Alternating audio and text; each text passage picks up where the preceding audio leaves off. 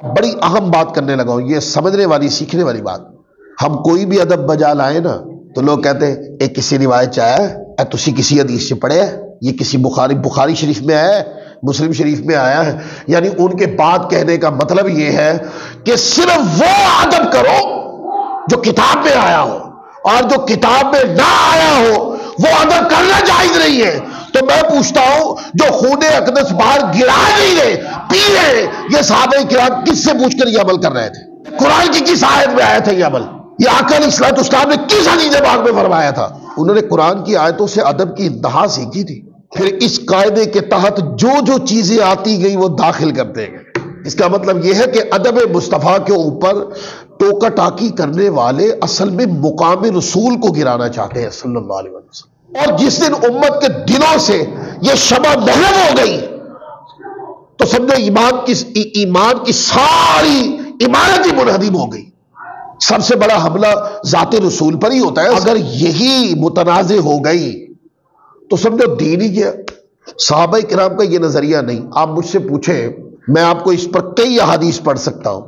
آقا علیہ الصلوۃ والسلام موجود ہے اور حضور مختصر کر رہا ہوں، روایتیں بہت زیادہ ہیں، میں مختصر کٹ کر کے آپ کے سامنے 5 جملہ جو ہے نا وہ رکھوں گا تاکہ آپ کو بات جلدی سمجھ آئے. آقا علیہ الصلوۃ والسلام کی موجودگی میں ایک اونٹ آیا اور حضور علیہ الصلوۃ والسلام کو آگے سجدہ کر دیا.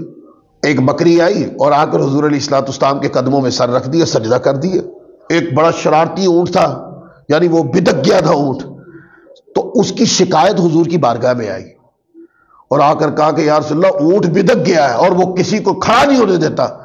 یہ شکایت حضور کو لگانی ہے بھائی، اس کے کسی ماہر کے پاس جاؤ.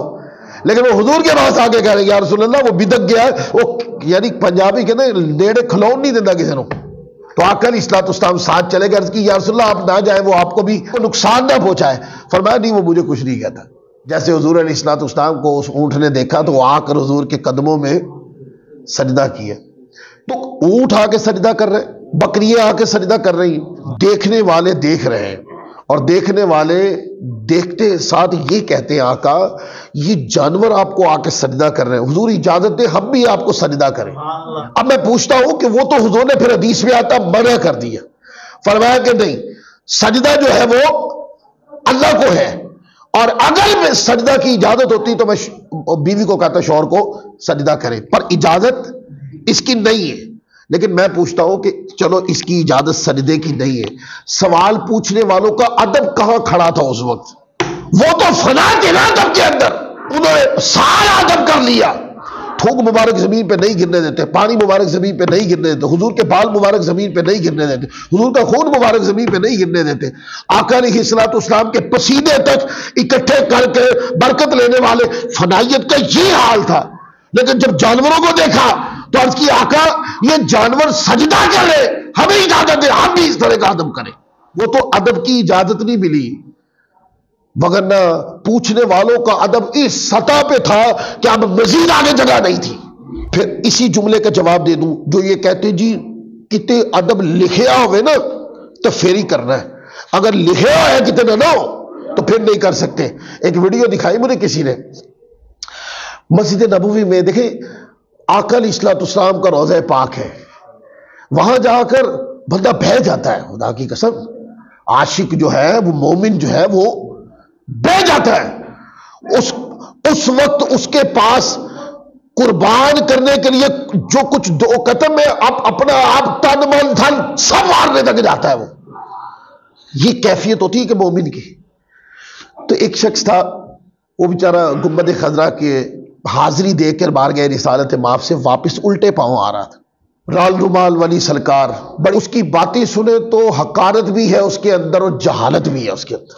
وہ آ کے کہنے لگا کہ یہ جو تم نے ادب کیا ہے یہ کتاب میں لکھا ہوا ہے؟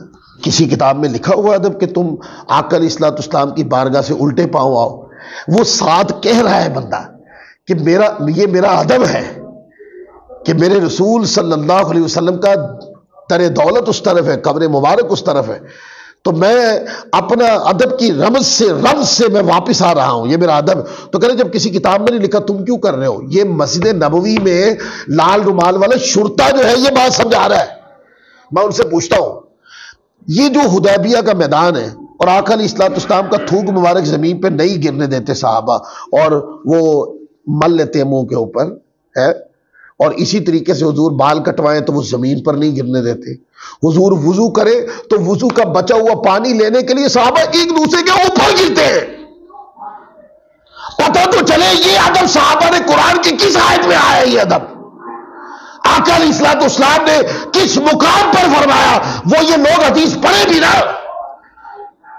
وہ کس مقام پر آقا نے فرمایا کہ میرے تھوک کا بھی ادب کرنا، میرے بچے ہوئے وضو کے پانی کا بھی ادب کرنا، اور میرے کٹے ہوئے بال زمین پر نہ گرنے دیتا، میرے خون کو زمین پر نہ گرانا؟ یہ ادب کس روایت میں ہے؟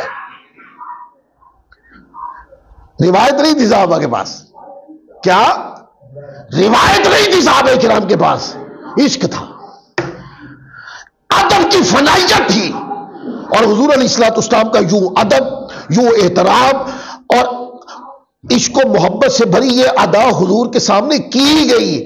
آقا نے منع ہی نہیں کیا۔ حضور کا منع نہ کرنا یہ وہ سٹمپ ہے کہ جاؤ پاس ہے، یہ حق ہے۔ یہ ادب میں نے کسی جگہ فرمایا ہے یا نہیں؟ اور نہیں فرمایا نا، لیکن تم نے جو کیا وہ ٹھیک کیا، تو قاعدہ کیا بنا؟ ادب وہی کرنا جو لکھا ہوا ہوئے۔ میں کہتا ہوتا ہوں یہ قاعدہ آپ کبھی اپنے ماں باپ کے بارے میں کر کے دیکھو، جتیاں مار کے کروں گڑ دیں گے تم کہ جی جو ادب لکھا ہے گا وہی کریں گے، نہ ایسے نہیں۔ یہ وہ بارگاہ ہے جس کا ادب انتہا کا ادب ہونا چاہیے۔ قرآن مجید نے صرف ادب رسالت مآب کا حکم نہیں دیا، ادب کی فنائیت کا حکم دیا ہے۔ لہذا حضور علیہ الصلوۃ والسلام کے تن بدن کے ساتھ کوئی چیز جڑی ہو وہ طیب و طاہر ہے۔ حضور کا وجود منور سر کے بالوں سے لے کر پاؤں کے تلووں تک سراپائے طہارت ہے۔ آقا علیہ الصلوۃ والسلام کی ذات اقدس اس حد تک صحابہ کرام ادب کر کے کہ وہ سجدہ کرنے کی اجازت مانگتے تھے، پر اجازت حضور نے نہیں دی، اور وہ ادب کی فنائیت کے اوپر۔ آج بھی اگر کوئی بندہ مانے یا جانے اس بات کو کہ ایمان کا کمال کس میں، میں کہا کرتا ہوتا ہوں ادب کی فنائیت کے اندر ایمان کا کمال ہے۔ آقا علیہ الصلوۃ والسلام کی ذات اقدس کا جب ذکر ہو تو محبت کی انتہا ہونی چاہیے، ادب کی انتہا ہونی چاہیے۔ حضور علیہ الصلوۃ والسلام کا ذکر کیا جائے، اس میں جو الفاظ کا استعمال کیا جائے وہ ادب سے بھرے ہوئے الفاظ ہوں۔